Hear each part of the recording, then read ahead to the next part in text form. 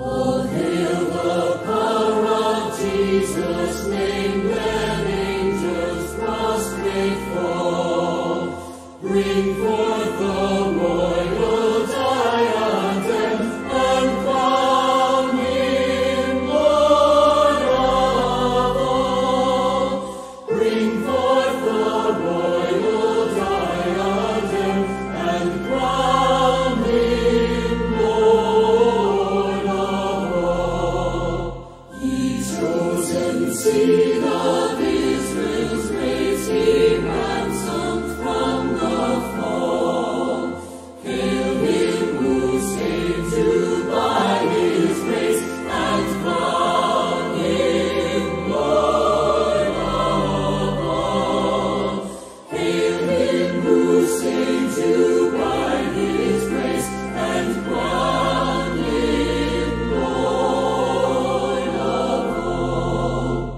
Let every kindred, every tribe on this terrestrial ball, to him all majesty ascribe, and crown him Lord of all. To him all majesty ascribe, and crown him Lord of all. Oh, that with yonder sacred throng we at his feet may fall, we'll join the everlasting song, and crown him Lord of all. We'll join the everlasting song, and crown him Lord of all. Magandang araw po sa ating lahat and advance Happy New Year po sa inyo. Ang mensahe po na pagbabatayan ko sa umagang ito ay mumula sa Aklat ng Mga Awit, Kabanata 148. It's all about praising God.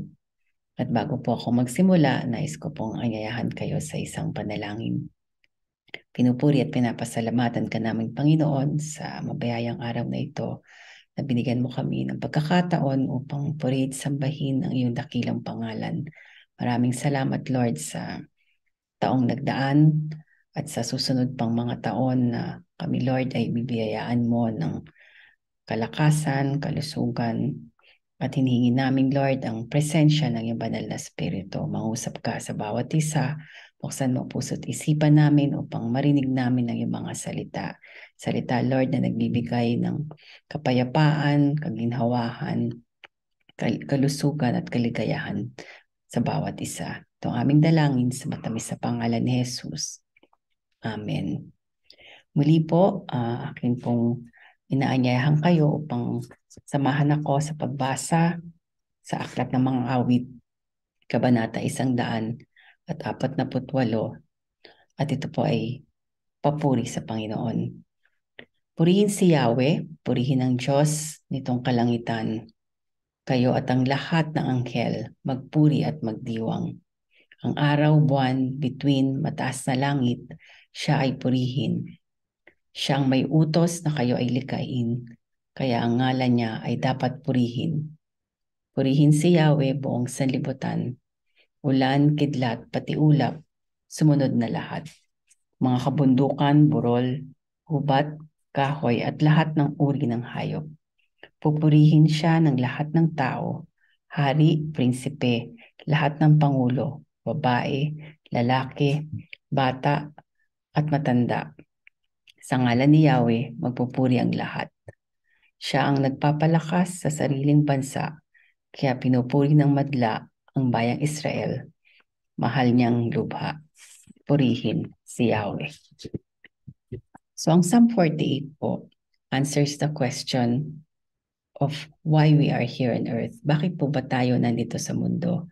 Ano po ba ang ating purpose? O bakit po tayo nilalang ng Panginoon? Actually, isa lang po ang dahilan kung bakit tayo nilalang ng Panginoon. At ito po ay parang lahat po ng kanyang mga nilalang ay purihin siya at sambahin at i-glorify ang kanyang pangalan. So Psalm 148 is a glorious psalm of praise to the Lord. So there's no doubt that after po nating basahin ang psalm na ito, God alone is to be praised above all. Wala na pong iba. There's no other one like Him. So not only we are commanded to praise the Lord, but all of creation, mula langit hanggang lupa, lahat po tayo at lahat po ng kanyang nilalang are called to praise Him. So, isa-isahin po natin yung mga verses ng Psalm 148. Yung verse 1 to 4, it calls upon the heavens and the angels to praise the Lord. So, hindi lamang po yung mga anghel, kundi pati po yung araw, yung buwan, yung mga stars, lahat po ng nasa kalangitan ay inanyayahan po upang magpuri sa Panginoon. Kaya lang po, most of the time, when we praise the Lord, nakakalimutan po natin na yung siya po dapat ang ating papurihan. There are times na since nakikita po natin ang kanyang mga nilikha, nakakalimutan po natin kung sino ang lumikha na to. God commanded and they were created. So man and lahat po ng kanya pong nilalang ay ini-encourage po at kinocommand ng Panginoon na purihin siya.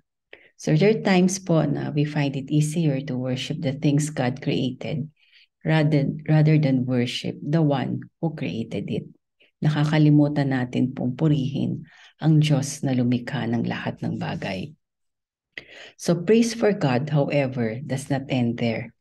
If we're going to read po ng Psalm 148 verses 7 to 12, praises are now called for from the earth, including the sea creatures, all deeps, fire and hail, snow and mist, stormy wind, mountains and hills, fruit trees and cedars, beasts and livestock, creeping things and flying birds, kings of the earth and all peoples, prince and all rulers of the earth, young men and maidens, old men and children.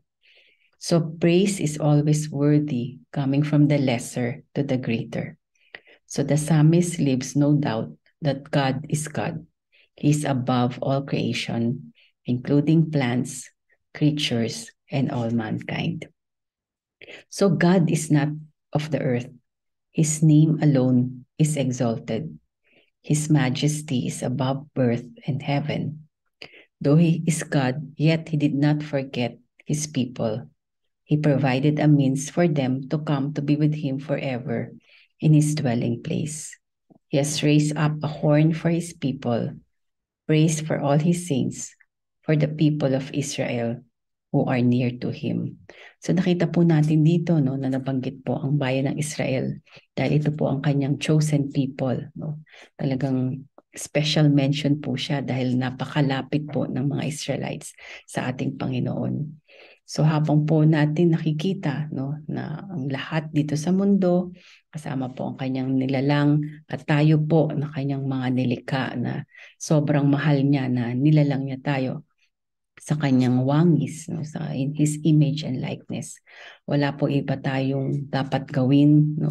Lahat po ng meron tayo, lahat po ng mga accomplishments natin, lahat po ng nandito sa mundo, lahat po tayo dapat ay magpuri sa Panginoon at i-acknowledge po natin at i-glorify po natin ang kanyang pangalan.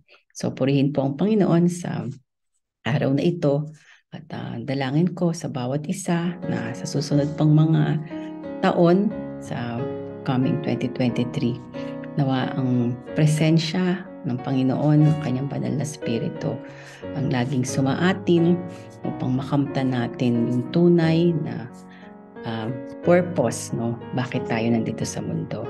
At sa aking panghuling panalangin, aking pong pinapanalangin na bawat isa sa atin ay magkaroon ng puso, magkaroon ng diwa na magpuri at magpasalamat sa Panginoon dahil siya lang dapat ang ating papurihan. Sa Diyos ang papuri at pagpapasalamat. Amen.